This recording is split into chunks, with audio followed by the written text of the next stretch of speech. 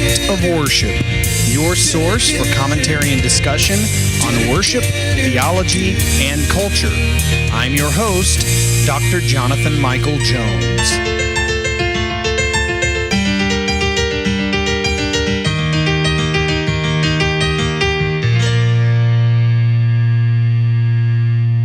Hello, everyone. Thank you for joining me today on the Act of Worship podcast. This is Dr. Jonathan Michael Jones discussing issues related to worship, theology, and sometimes culture. Today is certainly a worship-related topic. And it's really an important one. I, as a worship leader, believe that part of my role and my duty is to teach God's people the biblical truths of worship, what worship is, what it is not. And so I want to talk today about how worship became falsely synonymous with music and what to do about it. This may be a shock to you if you're listening and wonder, wait a minute, how I thought worship was music. Well, I would say music is worship, but worship is not music. A while back, I was having a conversation with someone and quoted a very prominent and influential worship theologian who has passed away. He passed away in 2007, Dr. Robert Weber. And he said that worship is the key to the church's renewal. And I mentioned that to this person, and they said, how is music the key to the church's renewal? And I said, I did not say music, I said worship. In both Greek and Hebrew, the biblical words used for worship do not equate to music. In fact, biblical worship refers to either an attitude or a posture, or it refers to a service rendered. Abraham really used the first, he employs the first use of the word worship in Genesis 22:5 when he says, I and the boy will go over there and worship. And so it really could be, and he obviously was not referring to music. In fact, he was referring to a sacrifice, and at that time he thought he was going to be sacrificing his own son. So, that's worship. In essence, it could be said that music is a small part of worship. And so worship can be separated into two categories. We have corporate worship, which is your weekly worship gathering with your local church, and you have personal worship, what you do in everyday life. And in corporate worship, the entirety of the gathering, of the weekly gathering, constitutes worship rather than merely the musical portions of the service. Okay, so it's not just the music in the service that is worship. I have heard people sometimes leave church and say, man, the worship was so good today. I think what they meant is the music was good, and probably don't realize it. But how did the word worship become synonymous with music? Historical records of worship throughout the centuries reveal that the church has considered all aspects of the worship gathering to encompass the whole of worship. In other words, the prayers, the sermons, communion. I had somebody recently that told me that communion is not an act of worship. I was baffled by that. What is it then? It is certainly an ordinance, and baptism is an ordinance. They are certainly acts of worship in the local church. And so I have 4 ideas for how the terms worship and music became synonymous in people's minds, and I have some suggestions on how to counter this false connection. So the first thing, how did it get this way? How did we get to this point? Lingo. Lingo is a huge thing. Worship leaders or worship pastors of local churches are almost always musicians, often classically trained in formal educational institutions, which lends congregants to assume an equality between music and worship. That's not there. People often fail to realize that while the worship leader's job heavily involves music, it does not only involve music, but rather everything that encompasses the worship experiences of a local church. And so with an incorrect assumption, local churches have naturally created a lingo that assumes sameness with worship and music. And so, although it's very unintentional, people don't do this on purpose, we really see an obvious example of this in our discussions of worship. As I mentioned earlier, one of the most obvious examples is when you're leaving church and someone says the worship was good today. It probably would not be wrong to assume that they're referring to the music. Maybe sometimes they're not, but in context, usually they're referring to music.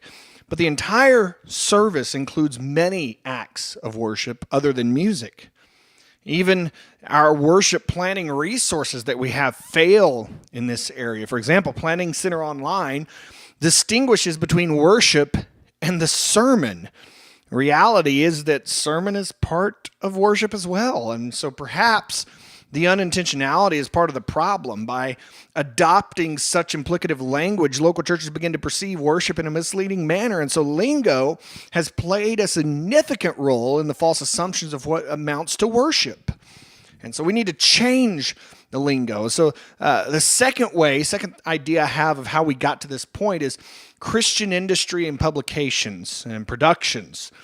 They have played a weighty part in paralleling worship with music. In the music industry, Christian artists often record and produce so-called worship albums. For a while, that was the trend. If you're a big-name Christian artist, you had to eventually record a worship album. Articles, books, journals, they publish material that discusses worship only in the context of music. And even radio and television programs designate worship-related material to the worship category, music-related material. To the worship category, and so doing this further contributes to the already false assumptions that Christians have regarding definitive worship. Christian industry already uses incorrect lingo and then acts by forcing a synonymous meaning between worship and music that really isn't there and shouldn't be there. And this does not represent biblical worship, nor does it help the church in understanding the vitality of worship. When it's limited to just music, it's so thin, and worship is a vital part of the church. The third thought I have for how we got to this point is celebrity communication. And so this sort of stems from Christian industry that I just talked about. Christian celebrities often speak of worship in terms of music. One of the most apparent examples is gospel recording artists who discuss worship as it often relates to their ministries of music. And there's nothing wrong with that in and of itself, but it's sort of implanted in people the idea that worship is music. And so music is but a fraction of worship. But what churches observe when they hear Christian celebrities, and honestly, even pastors and theologians sometimes, it baffles me that these are people that have studied this. They hear people speak of worship as music. And so the connection between worship and music becomes involuntarily ingrained and embedded in believers' minds. Certainly, there is music used for worship, and congregational singing is a vital part of the church's worship gatherings. It is wrong, however, to assume that worship is equal to music when really it's only a part of the whole. And so celebrity Christians and gospel artists often contribute to this false supposition without even realizing it. Fourth way that we, I think, got there is lack of theological training. And I'm sort of working backwards here. The root cause that I talked about was lingo. But my final suggestion is the lack of theological training among pastors and worship leaders. And I might also suggest that more of the blame belongs to the pastors and preachers than the church musicians, although I think both are at fault in some way. I'm not referring merely to a lack of formal education. That's not what I'm talking about. But I'm talking about the overall deficiency of a desire to learn among church leaders. Congregants are generally more readily willing to listen to pastors than church musicians for whatever reason. In fact, it baffles me, and it has frustrated me in the past how demeaning people are towards church musicians sometimes, as if they have nothing to offer and what they do is not important. Wrong as it may be, the common assumption is that a church musician does not possess the same theological understanding or ability to teach as does the lead pastor. My ministry is both pastoral in nature, and I do preach as well. And so I would obviously refute that claim and that belief. But in my observations, the lead pastor often does not consider the topic of worship to be priority when really it is of primary importance, and it is the key to the church's renewal. When you understand that and understand what it is, it begins to make sense. And so one cannot teach the biblical truths of worship without first understanding them. There are far too many leaders in today's churches that don't understand these truths, and they contribute greatly to the false equation between worship and music. And so worship leaders and pastors alike should work to know, understand, and to realize the importance of worship, what it is, and how to teach it to the local churches. And so without changing the way we think about worship, which begins with the lead pastors, we will not change the way we talk about it. So what to do about it? We've gotten to this point. What do we do about it? It won't be fast. It won't be overnight. But I have 3 things I think will help church leaders be proactive in changing the tide of communication about worship. First thing is, go back to lingo. Change the lingo. Change the lingo. Lingo is at the root of these issues surrounding wrong beliefs about worship. So changing the lingo, it shouldn't be subconscious, but it should be very intentional. When communication is important, we present it with purpose. And I'll give you some examples. Formal presentations that you're giving for business, academic papers, court proceedings. These things are not things that you flippantly talk about. You know what you are saying, and you are purposeful in it. And so even in casual conversation, church leaders need to strive to present accurate thoughts, ideas, and theologies about worship. Words that may seem minute still imply particular concepts and ideas. For example, congregants' minds usually perceive the difference between a platform and a stage without realizing it. I don't say the word stage in my church. There is not a stage there. There is a platform. These words imply particular things, and sometimes people don't even realize it, but changing the lingo is going to help. And so when we purposely discuss music solely as music, and worship in broader terms than merely music, people's minds will shift. And over time, they will understand the essence of corporate worship. So the lingo has to change. Second thing I think we can do to counter this is worship leaders need to train congregations. This is a responsibility of worship leaders. We're called to train, to lead. It seems that many churches don't realize the need for worship training. It's as if it's a theological issue that human beings have already naturally perfected, and we obviously haven't.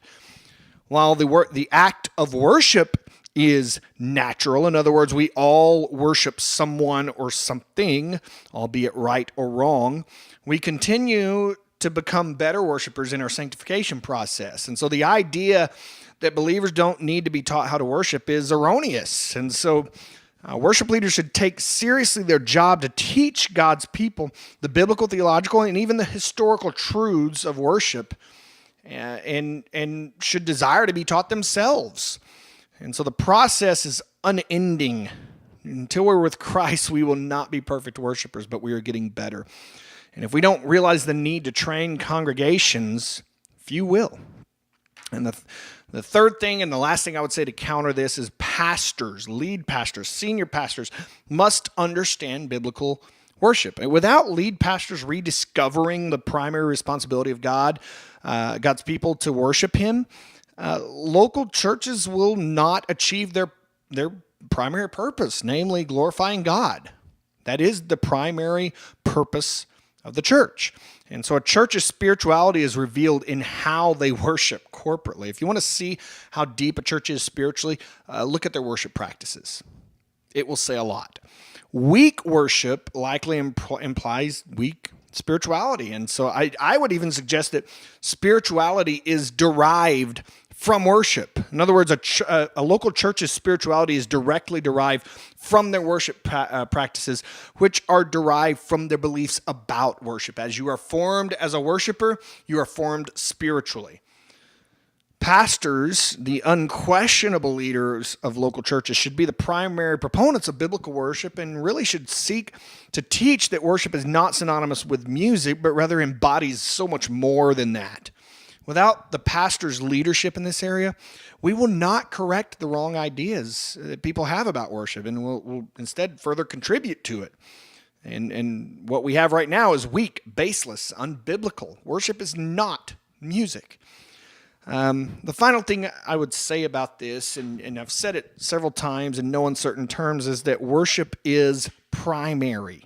So I've given you 4 reasons, 4 ways we got to this point, and how the term worship, the thoughts about worship have been tainted. But I've also given you 3 ways to counter these wrong beliefs about worship.